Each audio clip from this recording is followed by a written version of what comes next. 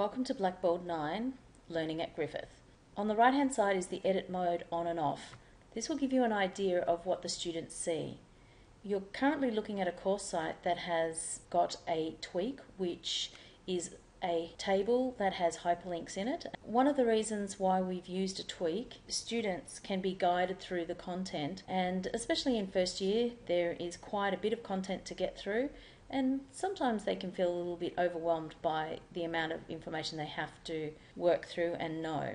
So each one of these red titles is a hyperlink. The way this lecturer has set up this course, the lecture has the lecture content inside it. There is also activities that the academic will do when teaching. There are also weekly readings, tutorial activities, and these two columns refer to the assessment, which goes over a period of weeks that allows them to develop skills and understandings and build a network within the course. So I'll take you through and just show you how it's all set out. So students would click into the title and they will be taken where they've got the lecture activity and the tutorial activity and the lecture slides, PowerPoint version and a PDF version. So this is to show you that if students are using mobile devices, they can access through the left-hand navigation bar as well. So let's have a look at one of the activities. What we're using is an answer garden. It's just some embedded HTML, or ask students some questions. There is a 20-character minimum. You can certainly get quite a lot of information, as you can see from here. So if I look at sleep, I can see that 2 people have said sleep, whereas people find that their favourite activity overwhelmingly is travelling. A lot of the features in Blackboard 9 are not so different to what was in Blackboard 8, but they're just a little bit easier to use.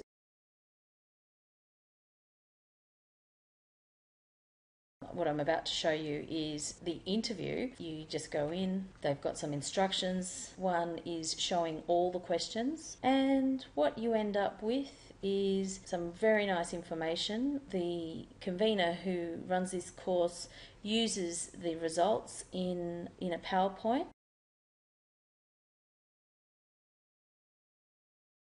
This is using BatchGeo, a website, and it shows the number of people in the class that live or come from certain parts of the world. From the survey you can see their first language is predominantly English, and what other languages do you speak?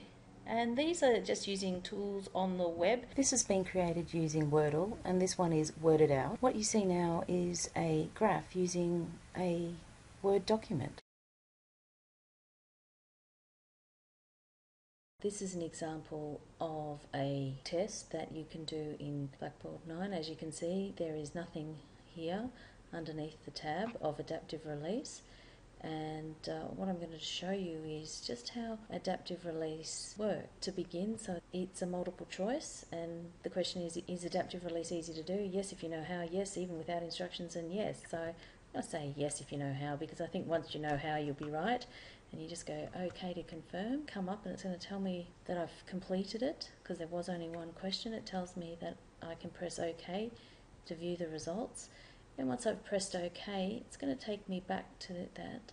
And now you can see that I've got a congratulations, it's thinking, and here's a video that pops up. It can be bonus information or further explanation of a concept.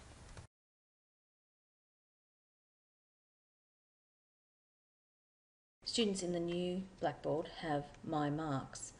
Now I'll just show you what that looks like for students. When I click on Events Proposal, I can see that there's a nice description there for them to read through. They know what the assessment is, and I've just copy and pasted that straight from the course profile.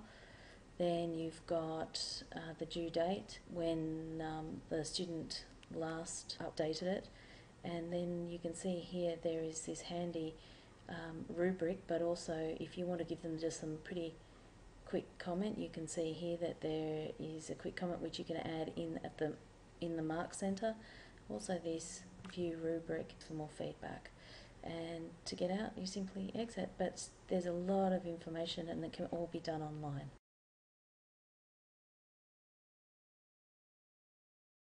I'm currently in a content area. There are some fantastic features under build content.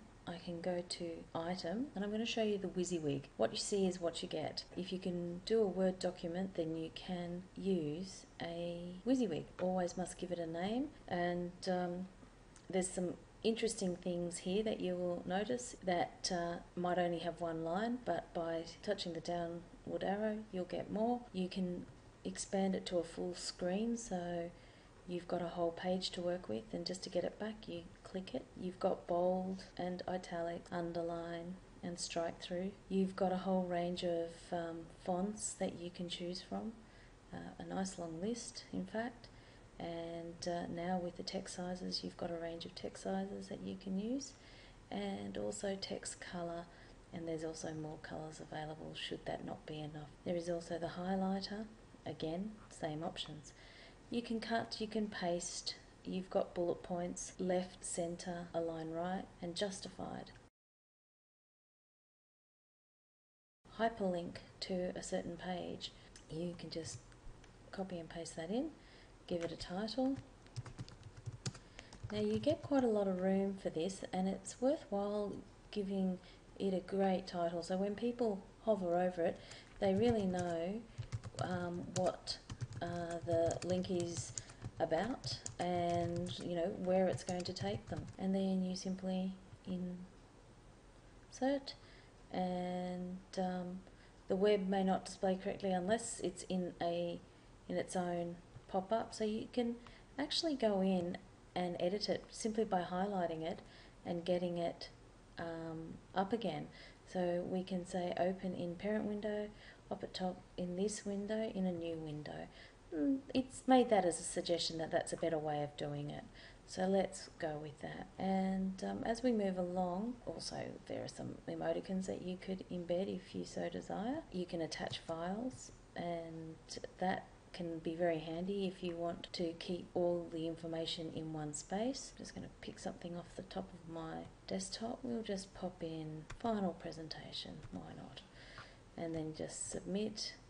And it's also got a space for an alternative text, and that is also quite a handy thing to fill in. You can insert images, so you can insert in images. So if I wanted a picture to go here, so I've clicked near the A. Now I can put in my description, and this is quite a handy thing again to do. Sometimes I just copy and paste. Then I'm going to go to appearance. So you need to choose where you want it to sit in relationship to the text. So I'm going to choose left, so it's going to sit left of that text. I'm going to give it some space around it, and as you can see it's going to move down. I'm also going to give it some horizontal space so it moves away from it, and I'm going to give it about a 2 mil or 2 pix border. And as you can see, it works quite nicely. And then I submit that. There we've got our information, and we've got a hyperlink, and we've also got our PowerPoint slides in there. I actually want them to watch a video. So we've attached a file, we've looked at the images.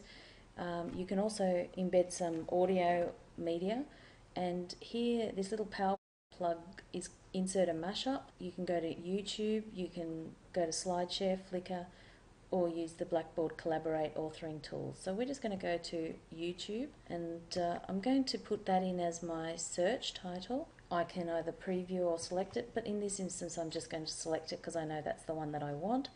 And I can make a choice of thumbnail, text or embed video. It takes up a small amount of space. Now I can preview it. We do want yes for the show YouTube URL, and I'm then going to submit. Now what that's going to do is that's going to embed underneath Christine's photo some YouTube. What I'm then going to be able to do, tell my students, please watch the video, and I'm going to number them. Okay, we now have some questions and etc. So we simply submit.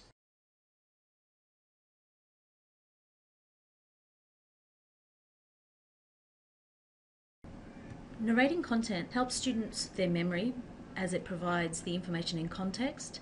It tells a story about the information that they are to learn and provides them links. So it's a very engaging way to present your content, especially content-rich areas where there's lots of information, such as this one with anatomy. There are red pieces of text which are hyperlinks, and as you hover over them they'll give you an idea of what's actually in there. Some of them are definitions and some of them are different ways you can engage with the content.